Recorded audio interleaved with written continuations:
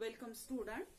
In previous lecture we have completed 5.1, that is modern cell theory, and today we will start with 5.2, that is kind of cells or kinds of cells.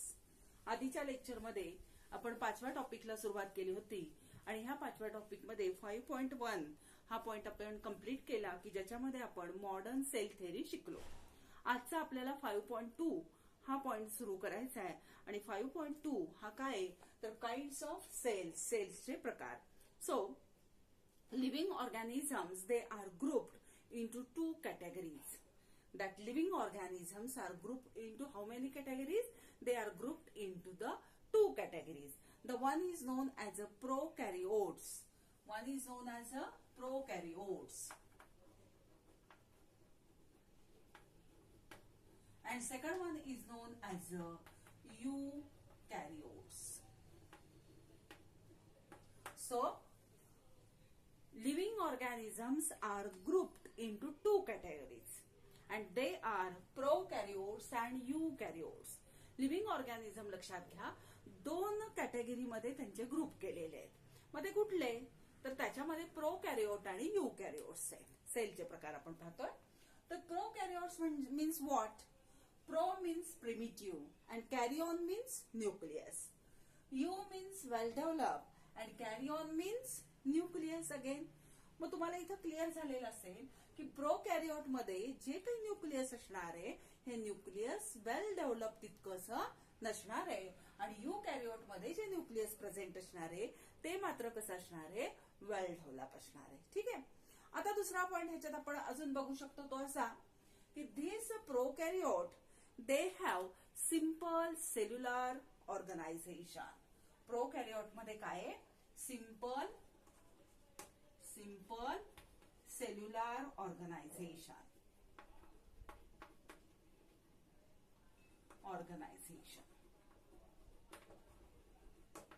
त्याचं body organization कसं आहे तर अतिशय simple आहे.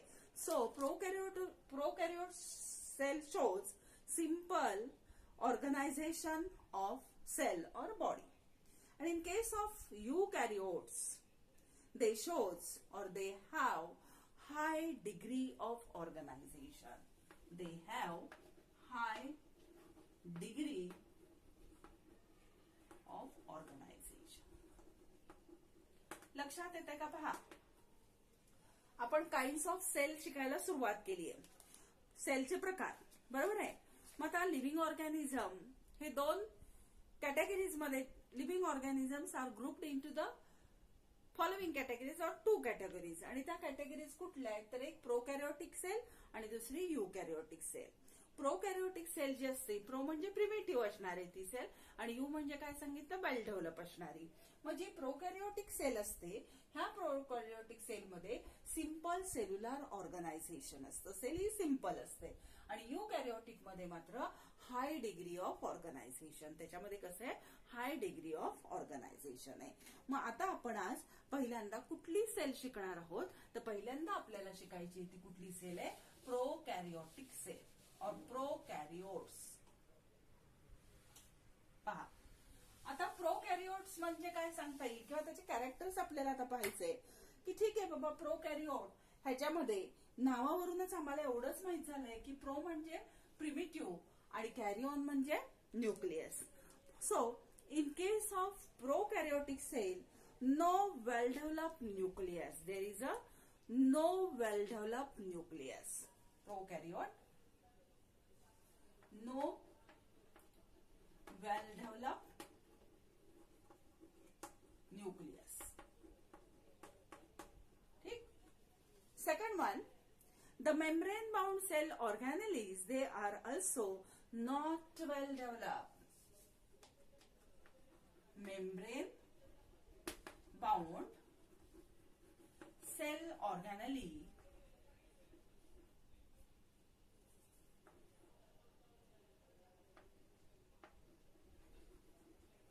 are not well developed.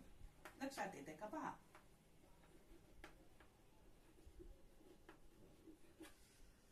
So in case of prokaryotes, the nucleus is not well developed. Also, the membrane bound cell organelles are not well developed, but it has a cell envelope which is protective and chemically complex. It possess or it have cell envelope. It have cell envelope, and that cell envelope is protective and chemically complex. That cell envelope is protective and chemically complex. लक्षात घ्या. दोन प्रकारच्या sale, प्रोकॅरियोटिक sale, युकॅरियोटिक sale. त्यातली पहिली सुरुवात केली प्रोकॅरियोटिक sale. आता प्रोकॅरियोटिक सेलचे कॅरेक्टर मी काय काय सांगितले की प्रोकॅरियोटिक सेल मध्ये वेल डेव्हलप असं न्यूक्लियस असत नाही, हे कॅरेक्टर सांगितलं. ठीक आहे. दुसरं काय सांगितलं की मेम्ब्रेन बाउंड सेल ऑर्गॅनेलिस सुद्धा त्याच्यामध्ये वेल डेव्हलप नसतात. आता मेम्ब्रेन बाउंड सेल ऑर्गॅनेली म्हणजे काय? खरं तर मुलींनो, तुम्ही हे 8वी 9वी 10वी ह्या क्लासेस मध्ये शिकलेला आहात. मग मेम्ब्रेन बाउंड सेल ऑर्गॅनेली म्हणजे कुठल्या? तर फॉर एक्झाम्पल मायटोकॉन्ड्रिया आहे, गॉल्गी ॲपॅरेटस आहे, बरोबर आहे. मग हे तुम्हाला सगळं माहितीये.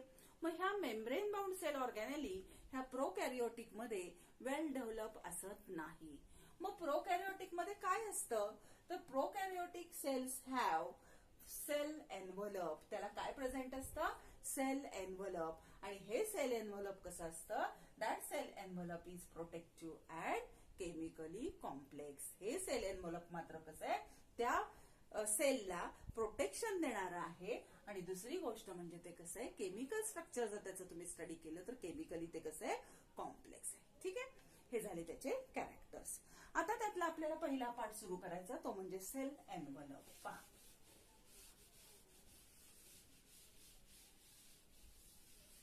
cell envelope.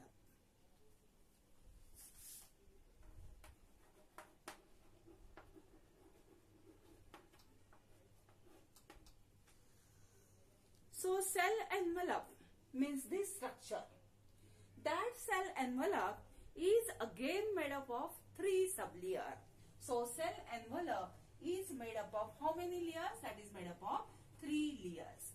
And which are the layers? So the first layer is known as a capsule, or that is glycocalyx. Then middle layer is known as a cell wall, and innermost layer is known as a cell membrane. So the first layer of cell envelope is glycocalyx.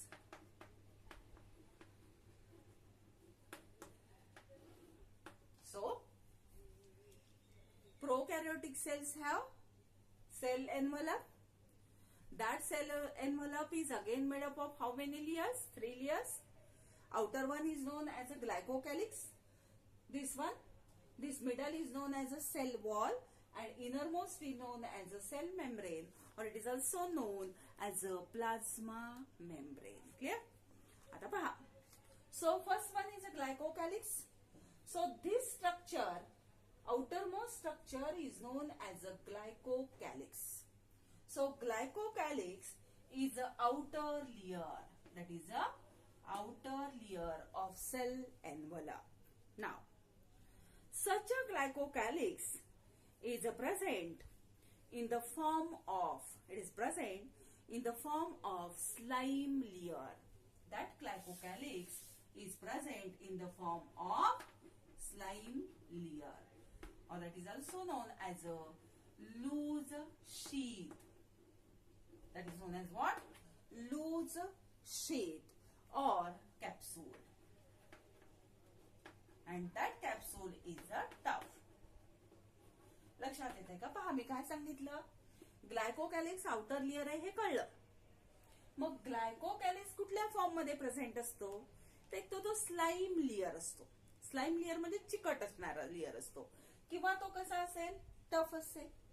मग ज्या वेळेला काही बॅक्टेरियामध्ये किंवा काही प्रोकॅरियोटिक सेलमध्ये हा ग्लायकोकॅलिक्स हा चिकट लेयर असतो आउटर मोस्ट, आणि तो जो लेयर आहे स्लाइम लेयर आहे त्याला आपण चिकट लेयरला आपण लूज शीथ असं म्हणतो.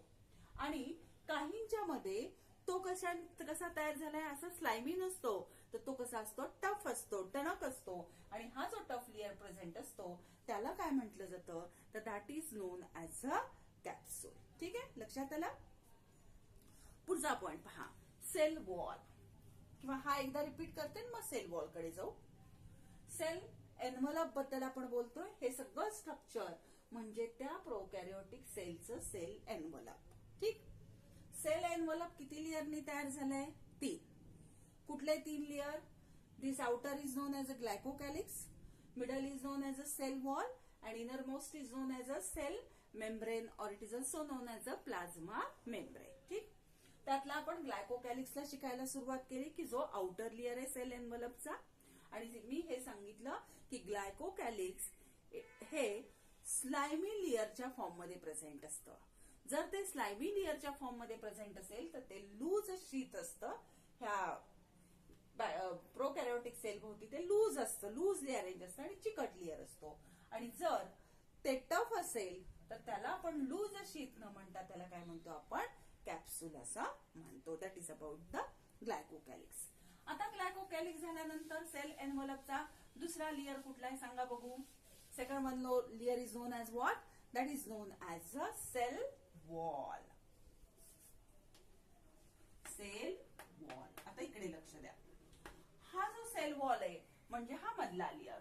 So cell wall is a middle layer of cell envelope. Cell एन्व्हलपचा हा मिडल लेअर आहे. सेल मेम्ब्रेन आणि हे जे ग्लायकोकॅलिक्स आहे ह्याच्यामध्ये प्रेझेंट असणारा हा लेअर आहे. पाहता. Now for straining the cell wall one technique is used, and that technique is known as a Gram staining. Gram staining.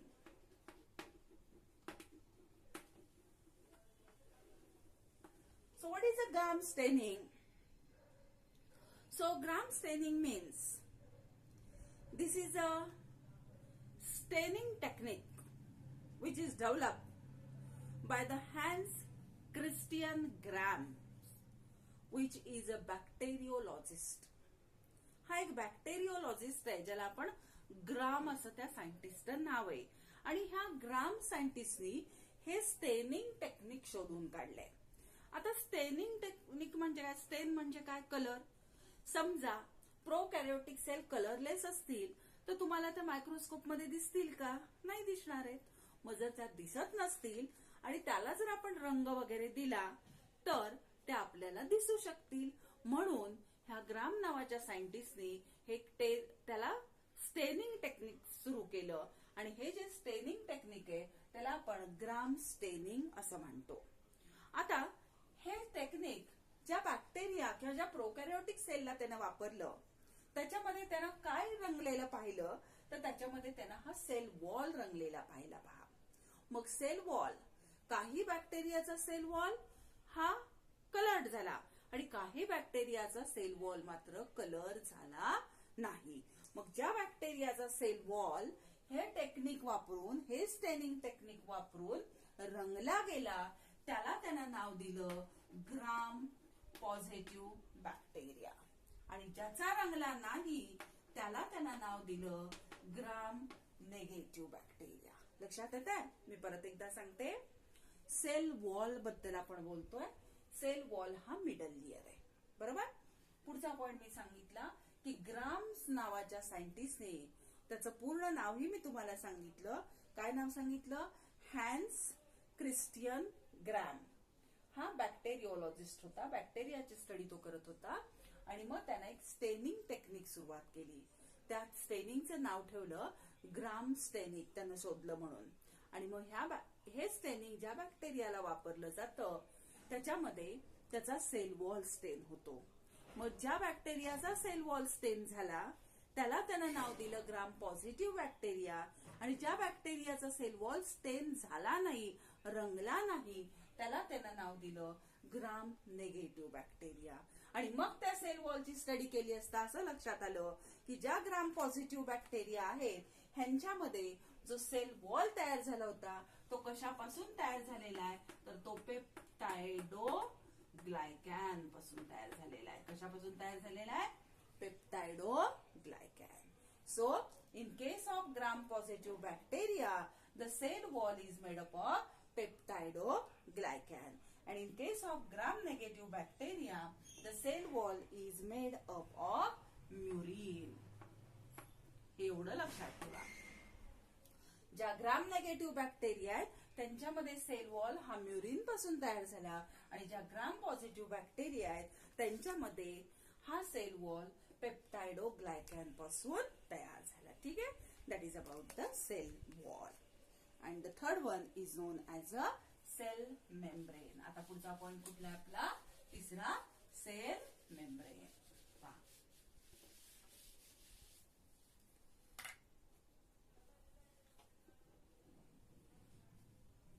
Third one is known as a cell membrane. Cell membrane is also known as a plasma membrane. हा आतला layer. So cell membrane or plasma membrane is a innermost layer. Cell एनव्हलपचा सगळ्यात आतल्या बाजूला present असलेला layer कुठला असतो हा सेल मेम्ब्रेन आहे किंवा प्लाझ्मा मेम्ब्रेन आहे. And that plasma membrane is made up of phospholipid bilayer. It is made up of phospholipid bilayer. आता हे लक्षात घ्या कशापासून हा तयार झालेला आहे तर फॉस्फोलिपिड्स आहेत त्याच्यामधले लिपिड आहेत लिपिड लेयर आहे आणि हा लिपिड कुठला आहे तर फॉस्फोलिपिड आहे ते प्रेझेंट. आणि फॉस्फोलिपिडचे किती लेयर आहेत तर 2 लेयर आहेत. तर लिपिडचे बायलेयर आहेत म्हणजे लिपिड हे 2 लेयर आहेत लिपिडचे त्या सेल मेम्ब्रेन मध्ये आणि ते लिपिड कुठले तर ते लिपिड आहे फॉस्फोलिपिड. ठीक आहे. आता आपण काय काय पाहिलं सेल एनव्हलप मध्ये ग्लायकोकॅलिक्स पाहिला त्याच्यानंतर सेल वॉल पाहिला आणि हा सेल मेम्ब्रेन पाहिला की जो इनरमोस्ट आहे आणि तो फॉस्फोलिपिड बायलेयर पासून तयार झालाय. इथं लक्षात घ्या फॉस्फोलिपिड हे ह्या लिपिडचं नाव आहे आणि बायलेयर म्हणजे बाय म्हणजे काय 2 म्हणजे फॉस्फोलिपिडचे किती लेयर आहेत त्याच्यामध्ये 2 लेयर आहेत. ठीक आहे.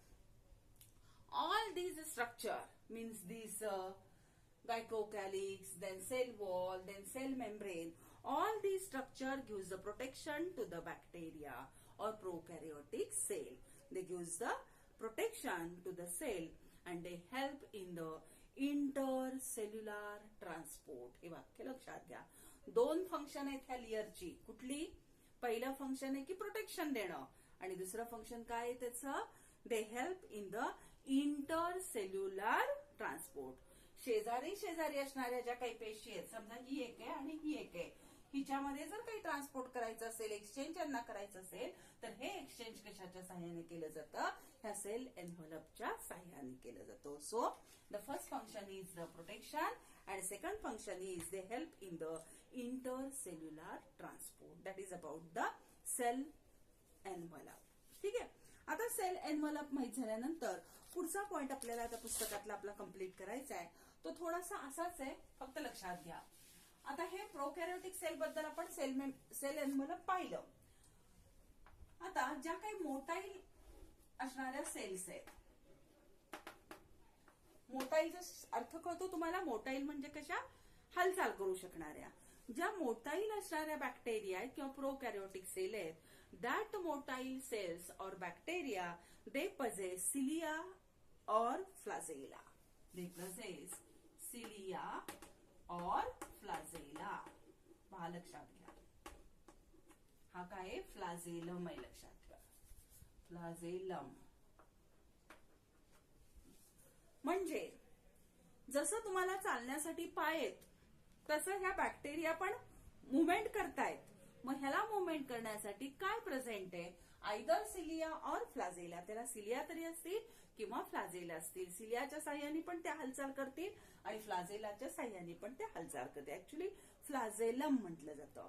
तर सिलिया आणि फ्लाझेलामध्ये काय फरक आहे तर सिलिया ह्या छोट्या छोट्या असतात आणि खूप असतात संख्येने पूर्ण सरफेसला असतात आणि फ्लाझेलम म्हणजे काय तर हा एकच असतो आणि कसा असतो मोठा असतो व्हीप लाईक असतो. ठीक आहे. So these cilia and flagella they are driven by the rotatory movement. They are driven by which movement?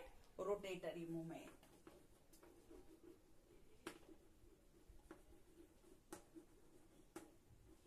Rotatory movement. They are driven by the rotatory movement, and that rotatory movement is produced by the basal body. Cytoplasm मध्ये Basel body असते. ही Basel body ही rotatory movement करते आणि त्यामुळं cilia आणि फ्लाजेलामुळं तो organism म्हणण्यापेक्षा ती जी sale आहे ती कशी असते? मोटाईल असते. लक्षात आलं?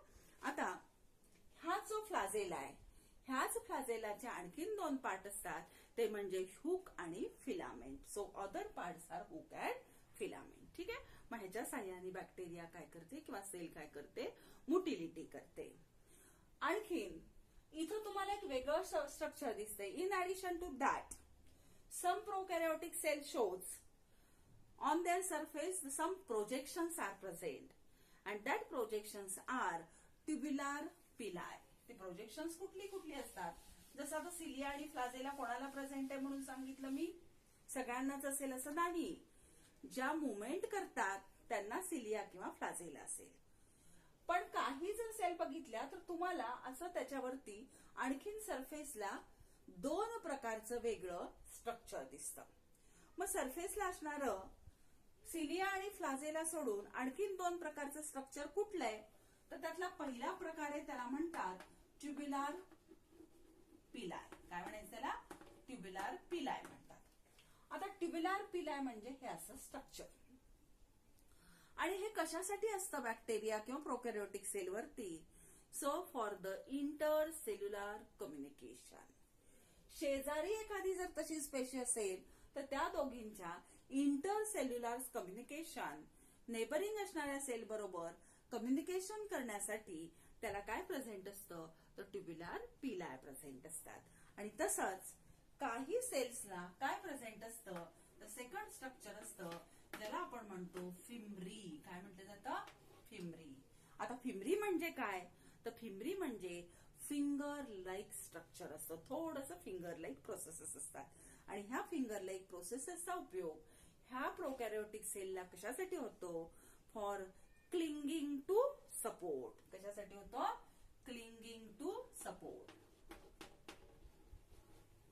Clinging to support.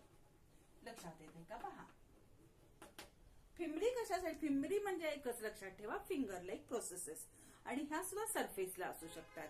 आणि कशासाठी उपयोग होतो? Clinging to support means to hold on tightly to. Hold tightly. जे काही त्याला पकडून ठेवायचंय ते टाइटली पकडून ठेवण्यासाठी कशाचा वापर करतात ते? तर ह्या फिमरीचा करतात. लक्षात आलं? हा पॉइंट पुन्हा एकदा मी सांगते. पहा, ऑलरेडी आधीचा पॉइंट तर आपण कंप्लीट केलेच. पण मोटाईल बॅक्टेरिया बद्दल मी काय सांगितलं की मोटाईल बॅक्टेरियामध्ये त्याच्या मोटिलिटीसाठी त्याला सिलिया किंवा फ्लाजेलम असतो. सिलिया आणि फ्लाजेलातला फरक मी सांगितला की सिलिया छोट्या छोट्या असतात, संख्येने खूप असतात, आणि फ्लाजेलम मात्र एकच असतो आणि तो संख्येने कसा असतो? एकच असतो आणि तो कसा असतो? मोठा असतो. ह्याची रोटेटरी मुवमेंट असते. आणि ही रोटेटरी मुवमेंट का घडते? तर बेसल बॉडीमुळे घडते. आणि ही बेसल बॉडी कुठे प्रेझेंट असते? तर इथं सायटोप्लाझम मध्ये असते. ठीक आहे. आता हे झाल्यानंतर पुढचा पॉइंट मी काय सांगितला तुम्हाला की ह्याच्यामुळे त्या रोटेटरी मुवमेंट करतात. तसंच ह्याच फ्लाजेलमला दुसरा पार्ट अजून असतो, त्याला आपण फिलामेंट आणि हुक असं म्हणतो. आणि ह्या फ्लाजेलम आणि सिलिया ह्याच्या व्यतिरिक्त ह्या प्रोकॅरियोटिक सेलच्या सरफेसला आणखीन दोन प्रोजेक्शन्स असतात, दोन स्ट्रक्चर्स असतात. ती कुठली? तर एक म्हणजे ट्युब्युलर पिलाय. आणि ट्युब्युलर पिलाय त्याला कशासाठी असतात हे स्ट्रक्चर? तर इंटरसेल्युलर कम्युनिकेशनसाठी असतं. आणि दुसरी गोष्ट म्हणजे त्याला काय असतात? तर फिमरी असतात. फिमरी म्हणजे काय? तर फिंगर लाईक प्रोसेसेस असतात. आणि त्या कशासाठी असतात? For clinging to support. जे काही ते पकडून ठेवणार आहे त्याला होल्ड करण्यासाठी ते असतं. ठीक आहे. तर पहा, आज आपण इथं हा पॉइंट कंप्लीट केला. आता पुढचं जे काही आपलं लेक्चर असेल त्याचं प्रोकॅरियोटिक सेलचा जो काही राहिलेला पोर्शन असेल तो आपण कंप्लीट करू. ठीक आहे.